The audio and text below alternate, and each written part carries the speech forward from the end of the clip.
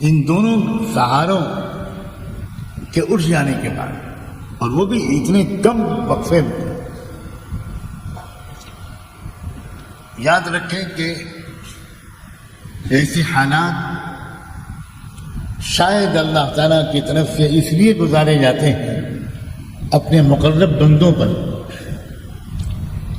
کہ اللہ تعالیٰ چاہتے ہیں کہ وہ جو ظاہری طور پر تھوڑی سی امید میرے علاوہ کسی اور سے ہے وہ بھی ختم ہو جائے، تاکہ یہ بندہ صرف مجھ سے امید رکھے،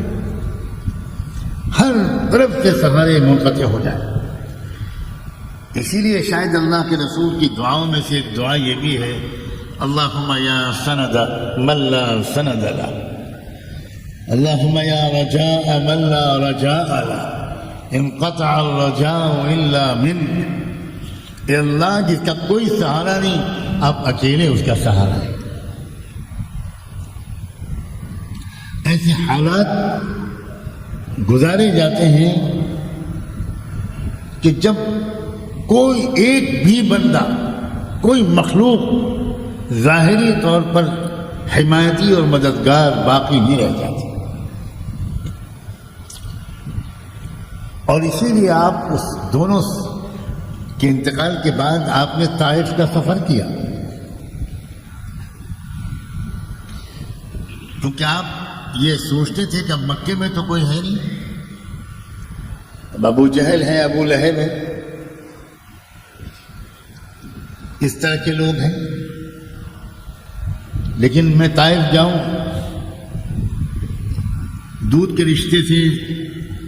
وہاں میرا ننیحال ہے۔ جس خوش نصیب عورت نے آپ کو دودھ پلایا تھا، بی بی حلیمہ، وہ طائف کی رہنے والی تھی، تو آپ اس امید پر وہاں گئے کہ ابو طالب کا انتقال ہوا، وہ چچا تھے، حضرت خدیجہ گئیں، وہ بیوی تھی، وہاں چلا جاؤں، شاید ان کو خیال ہو کہ میرا بھانجا تو ہے جس نے مجھے دودھ پلایا تھا، کوئی ان کا بھائی ہوگا، وہ مجھے اپنا بھانجا سمجھ کر شاید کچھ نرم رویہ اختیار کر لے۔ اللہ اکبر، لیکن اللہ کا منصوبہ تو کچھ اور تھا۔ طائف میں تو آپ کو ان حالات کا سامنا کرنا پڑا جن کے بیان کرنے کا نہ مجھ میں یارہ ہے نہ آپ سن سکیں گے۔ جب آپ پہنچے ان سب کے پاس، کوئی ماموں، کوئی خالو، کوئی نانا، تو یہاں تو مکے والوں نے تو آج تک یہ سلوک نہیں کیا تھا جو انہوں نے کیا، وہ تو خود ہی مذاق اڑاتے رہے، عجیب عجیب قسم کے تبصرے انہوں نے کیے، اور بالآخر علاقے کے گنڈوں بدماشوں کو اشارہ کر دیا کہ ہماری طرف سے چھوٹ ہے، جو کر سکتے ہو کرو، اور پھر جو گھیرا ہے ان لوگوں نے محمد رسول اللہ، اور چاروں طرف سے پتھروں کی بارش کر دی۔ آپ کبھی ادھر مڑتے، کبھی ادھر مڑتے، کبھی ادھر مڑتے، کبھی ادھر کے پتھر سے بچتے، کبھی ادھر کے پتھر سے بچتے، یہاں تک کہ ایک موقع پر شاید آپ نے یہ کہا کہ میں تمہاری طرف پیٹ کیے لیتا ہوں، میری بات تو سنتے رہو، تم پتھر مارنا بند مت کرو، مگر میری بات تو سنو، تم سے کیا کہنے آیا۔ مگر ظالموں نے اتنا پتھراؤ کیا کہ آپ گر پڑے، آپ کا پیر ٹوٹ گیا، خون کے فوارے بہہ گئے۔ عیسائی شخص وہ انگور کا خوشہ لے کر باغ سے آیا، آپ کو پیش کیا، وہ اس علاقے کا جو باغ کا رکھوالا تھا، اور آپ نے وہ زخمی حالت میں جو آپ تھکے ہارے پیر کو دھلایا، صاف کیا زخموں کو، اور پھر آپ نے جو انگور اٹھایا اور کہا بسم اللہ الرحمن الرحیم، تو وہ عیسائی حیران رہ گئے۔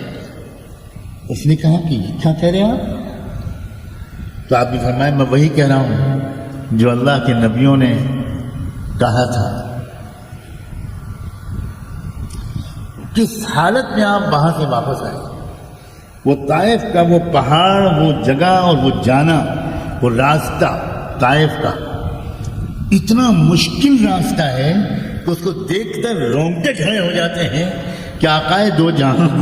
جن تکلیفوں کو برداشت کر کے وہ پہاڑ پر چڑھے ہوں گے، اترے ہوں گے، ہم دو میٹر نہیں چڑھ پائیں گے اس پہاڑ پر۔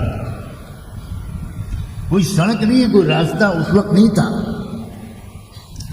اور اتنی مشقت کے بعد یہ برتاؤ۔ اس حالت میں جب آپ کو دیکھا عالم ملکوت میں فرشتوں نے، تو شاید میری یہ تعبیر صحیح ہو کہ فرشتوں کی دنیا میں ایک زلزلہ آیا، اور فرشتوں نے اللہ سے کہا کہ اللہ اب ہم سے دیکھا نہیں، اب آپ ہم کو اجازت دیجیے ان ظالموں کو ہم ایسی سزا دیں کہ ان کا وجود ہی باقی نہ رہے۔ اللہ کے بہت سے احکام، بہت سے فیصلے حضیرت القدس یا عالم ملکوت، ملائکہ کے اندر کی جو کیفیات ہوتی ہیں، اس کے روشنی میں اللہ کی طرف سے کوئی ہدایت یا اجازت آتی ہے۔ ایسا لگتا ہے کہ فرشتوں کی اس وقت کی جو کیفیت تھی اس کی رعایت کر کے اللہ نے اجازت دے دی کہ جاؤ، میری طرف سے اجازت ہے کہ تم ان بدبختوں کو سب کو چن چن کر ہلاک کرو، ایک نہ بچو، میری طرف سے اجازت ہے۔ مگر ایک بات کا خیال رکھنا، معاملہ محمد کا ہے تو عذاب کی کارروائی شروع کرنے سے پہلے اس سے بھی پوچھ لینا محمد کی کیا رائے۔ اللہ اکبر، مجھے نہیں معلوم کہ کبھی کسی اور فیصلے میں بھی اللہ نے ایسا انداز اختیار کیا۔ نوح علیہ السلام کی قوم کو عذاب دینے سے پہلے کیا اللہ تعالیٰ نے یہ کہا تھا کہ نوح سے پوچھ لینا؟ حضرت لوط علیہ السلام کی قوم کو عذاب دینے سے پہلے کیا فرعون کو غرق دریا کرنے سے پہلے یہ کہا تھا کہ موسیٰ سے پوچھ لینا؟ یہ مقام شاید صرف رحمت للعالمین کا تھا۔ ایسا لگتا ہے کہ اللہ فرشتوں کو بتانا چاہتے ہوئے کہ دیکھو تم اس وقت بہت جلال میں ہو، میں تم کو منع نہیں کرتا، لیکن تم بہت کچھ جانتے ہو، اس کے باوجود میرے محبوب کے اخلاق کو تم بھی نہیں جانتے، تم بھی نہیں سمجھتے کہ میں نے رحمت للعالمین کا لقب کیوں دیا۔ جاؤ خود جاؤ، میں نہیں منع کروں گا۔ چنانچہ وہ مجھے لگتا ہے کہ محو حیرت ہو گئے ہوں گے فرشتے جب وہ حاضر ہوئے اور انہوں نے آ کر اللہ کے رسول سے کہا کہ اللہ کے رسول آپ کے ساتھ یہ جو ہوا ہے یہ برداشت کے لائق نہیں ہے، ہم نے اللہ سے جو اجازت لے لی ہے، ہم آئے ہیں دونوں پہاڑوں کے بیچ میں، ان طائف والوں کو پیس کر رکھ دیں گے، ایک کے نام و نشان باقی نہیں رہے گا، مگر اللہ نے یہ کہہ دیا ہے کہ آپ سے پوچھ لینا۔ حضور نے آسمان کی طرف چہرہ اٹھایا، کہا اگر اللہ نے میری رائے پر موقوف رکھا ہے تو اللہ میں آپ سے کہتا ہوں آپ نے مجھ کو لعنت بھیجنے والا، عذاب دلوانے والا نبی بنا کر نہیں بھیجا ہے، آپ نے مجھ کو رحمت للعالمین بنا کر بھیجا ہے۔ اللہ ان کو فرشتوں کو واپس بلا لیجیے، میں انتظار کر لوں گا، اگر یہ لوگ نہیں تو انشاءاللہ آئندہ ان کی اولادوں میں تو کوئی تو مجھے پہچانے گا۔ اور حضور کا گمان اتنا درست ہوا کہ اسی طائف کے علاقے کے ایک فرد کے ذریعے سے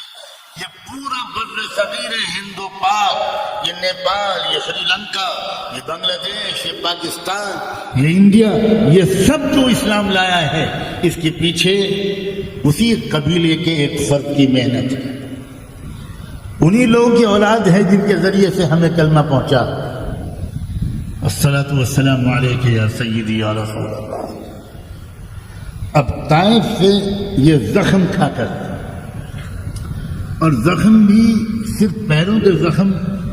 مت سوچیے گا، آپ کے مبارک قدمین کے زخم تو لوگوں نے دیکھ لیے، بیان کر دیے، مگر آپ کے نازک اور حساس دل کو جو زخم لگے ہوں گے اسے کس نے دیکھا اللہ کے سوا؟ اسے اللہ نے دیکھا، اور اسی لیے اللہ نے طائف سے واپس آنے کے بعد آپ کو سفر معراج میں اپنے پاس بلایا۔